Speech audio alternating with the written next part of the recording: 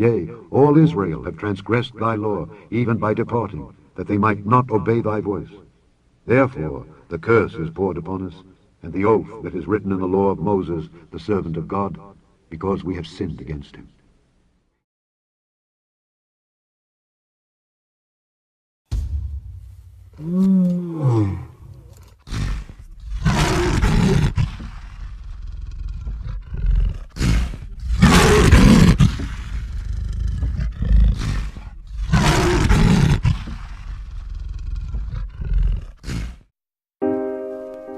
What if I told you that just about everything you were taught in school or church about history has been a lie?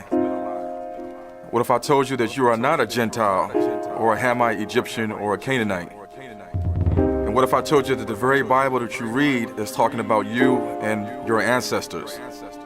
What if I told you that all the suffering our people has gone through for centuries is just a continuation of a divine punishment from God? And what if I told you that this punishment is otherwise known as the curses of Israel? And what if I told you that the people the world knows as Jews are not the real biblical Hebrew Israelites of the Bible?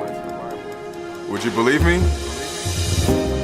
From the very beginning, there has been a battle between good and evil, between the seed of Satan, the fallen angels who were deified by man, and the seed of Seth. But this battle was an eternal battle that will continue until the biblical end of days. This battle continued after the great flood with Noah, his 3 sons, and their seed, but in a different form. A form that the world would see as deception. But this was no ordinary deception, as this deception would be directed at one future seed, the seed of Jacob, otherwise known as the children of Israel, from whom Christ the Mashiach came. The plan was perfect, that is, according to Satan's eyes, as the Israelites would be subjugated to these different forms of deception throughout the ages, during their different stages of captivity or exile into the nations. The deception would be so big, coming at the Israelites from so many angles, that it would cause them to break the covenant given to them from God directly to Moses. What happened next will continue for over 3,000 years, affecting one specific group of people.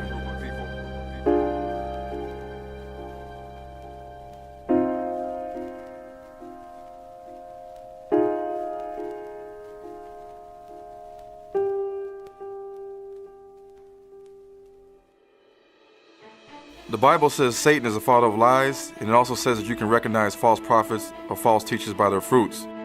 Once the Greeks got a hold of the books written by Hebrew Israelites, history would never be the same. For centuries, the Catholic Church controlled what Christians worldwide learned using the Council of Nicaea and other tactics like controlling the printing press.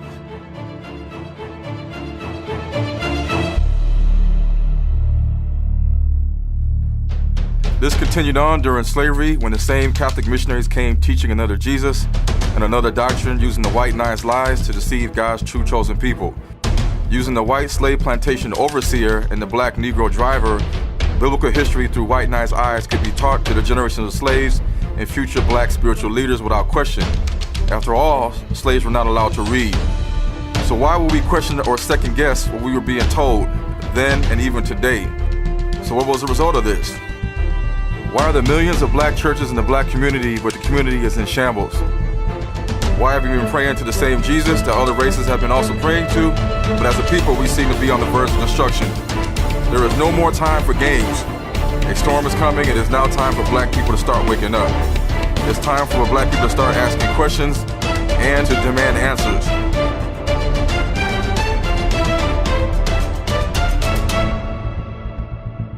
Why are blacks robbed and spoiled in the prison systems worldwide? Why are we scattered into all nations as slaves? And where is our place called home? And why have we not returned to our homeland? Why does the media lie about ancient biblical black history? And why does everyone hate us? Why are we dying of diseases and health issues more than any other race in the world? And why is there an agenda to destroy us? And why does it seem that the music industry is only destroying blacks compared to other races? And why are we divided as a people with no trust or love for another? And why can't we unite as a people to achieve greatness?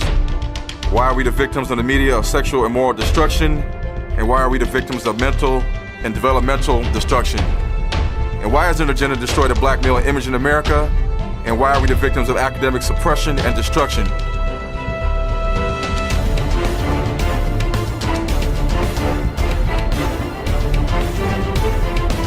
Why have we got any reparations when everyone else has? And why are we the poorest in every country? And how come we don't have an economy within an economy? And why haven't we been taught that the Jews and the Arabs enslaved our forefathers for centuries? If we are the descendants of the children of Israel, then why have we had our identity stolen? Even more, why isn't the Black Christian church teaching this to their congregation? Fast forward to the 21st century. Now we have reached a critical point in biblical history and prophecy that cannot be denied. As World War III looms in the background and there is more talk in Israel about building the third temple in Jerusalem, the world is becoming more ungodly. The Battle of Armageddon seems closer now than ever. But amongst all this chaos, ungodliness, and evil, we are seeing an awakening. This awakening is an awakening of the truth. The remnant of the biblical children of Israel is waking up. Those who God has awakened are the ones raising up that old line of Judah. We are the ones turning from our wicked ways. We are the ones coming back to the God of the Bible, the Creator, and the Mashiach together in unity, preparing for the tribulation so that we can be the ones who endure to the end. We are crying aloud to our people, sparing nothing, lifting up our voice like a trumpet to show God's true chosen people their transgressions and sins. This is the final call, but do you have the ears to hear the warning? Now, George Orwell, the author of 1984, said, "Whoever controls history controls the world." So I think it's about time that we tell our history the right way. No more slave movies, no more coonery and buffoonery, no more white biblical lies. A lie cannot live forever. The Bible says, "And ye shall know the truth, and the truth shall make you free." Remember, in Matthew 24, verse 37 to 42, it says, "But as the days of Noah were, so shall also be the coming of the Son of Man. For as in the days that were before the flood, they were eating and drinking, marrying and giving in marriage, until the day that Noah entered the ark, and knew not until the flood came and took them all away.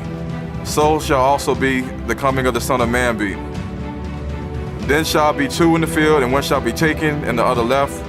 Two women shall be grinding at the mill, the one shall be taken, and the other left. Watch therefore, for ye know not what hour your Lord doth come." Hebrews to Negroes, wake up, Black America. Wait a minute now. Now, did you really think that we was going to talk about only the Black Hebrew Israelites scattered in the United States of America? The Bible says the children of Israel will be scattered into the four corners of the world. So where are they at?